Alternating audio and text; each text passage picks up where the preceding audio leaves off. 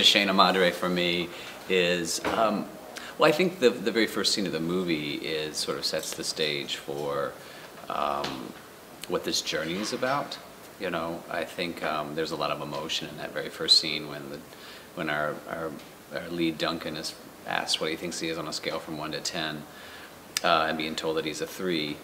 And I think it's a pivotal moment mainly because it really does set off this journey for him. He doesn't know it at this moment, but those harsh words, while harsh at that time, will sort of resonate in him enough to leave the beach house and go forth and discover the water park. So in a way, if this scene hadn't happened, if this moment with Steve Carell's character Trent hadn't happened, this journey would never have begun.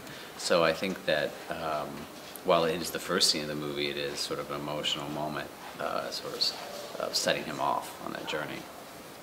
My scena madre. I said it the same thing. No, not with this. Not as with good pronunciation. I don't think so. For me, I agree with Jim. The first scene of the movie, but then I would also maybe add for me the scene at the top of the water slide. Towards the end of the movie when Duncan is having a sort of heart-to-heart with Sam Rockwell's character Owen, and I think Owen just providing him with the sort of strength that he needs at that moment to be his own person and to go his own way, as we say in the movie. And I think those lessons are important for Duncan to hear at that point.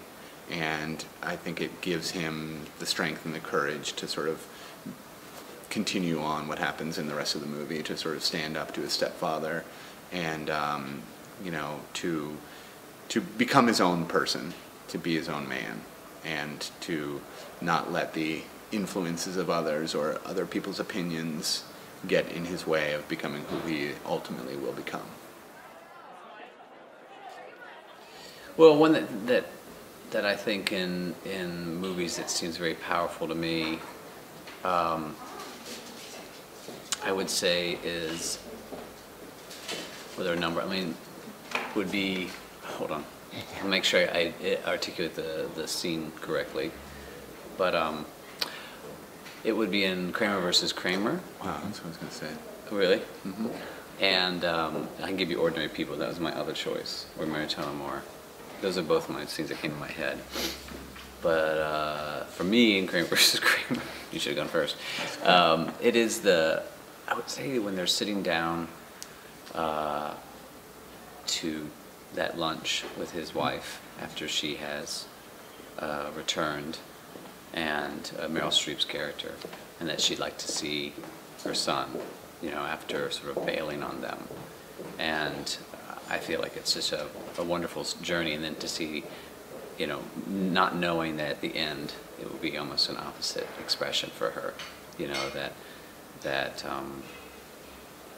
she just couldn't be a part of it, you know. And I think that's a really heartbreaking story about divorce and children and raising them. So I think that's a really good scene.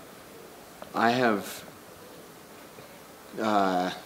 two that are, since we're sort of talking about coming-of-age films, The Way, Way Back is a coming-of-age film, and so in my mind, when we were doing research for this movie in terms of thinking about other coming-of-age films that we grew up on and ones that influenced us,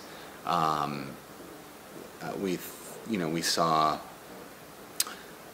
400 Blows, and that was a recommendation from our cinematographer John Bailey, who said, you know, it's got one of the most fantastic endings in all of film, and it truly does. I think it's a lasting image, and even though it's the final sort of frames of the movie, it's not, you know, in the middle or this big scene in the middle that propels the character or anything. It is, I think it gives you so much, and the fact that this boy, you know, runs as far as he possibly can and then gets to the ocean and there's no place else left to go.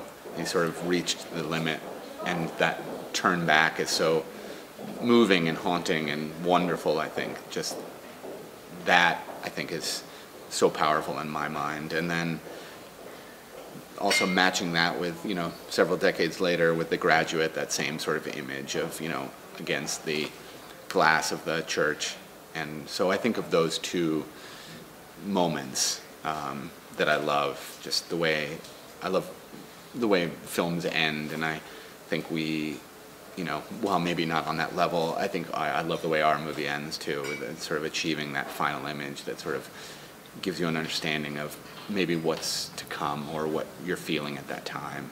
So maybe not the middle of that main part in the movie, but at least the finale that speaks to me. We wrote this, what was meant to be a TV show for HBO. We ended up writing what was going to be 6 episodes, so really it turned into more than a movie, but we didn't get to make it. We hoped to, though. But it basically, because we are, but started as actors and still are. And I think our ultimate dream is to write something for ourselves. We obviously have small parts in the way back, but we've always wanted to have a little bit more selfish that way, I guess. And whether we direct this idea or not, but it was sort of a great piece for us, and sort of about, at least for America, it would be something they know, which is driven by sort of a baseball story. Yeah, essentially, but it's really about just two people that are sort of stuck together, living in a city where everyone hates them for something that they've done.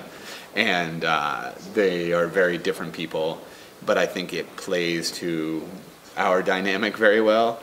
And it would just be a lot of fun, I think, to be able to shoot those scenes where the two of us are sort of up against each other and, filled with emotion. There's one scene where we offend, if there's a Mr. Baseball, if there's an icon in baseball, we basically offend him on TV. So during an interview process, it'd be fun to shoot this scene, basically, where we go off on him. Pretty much in front of millions of people. So it'd be fun to shoot that scene.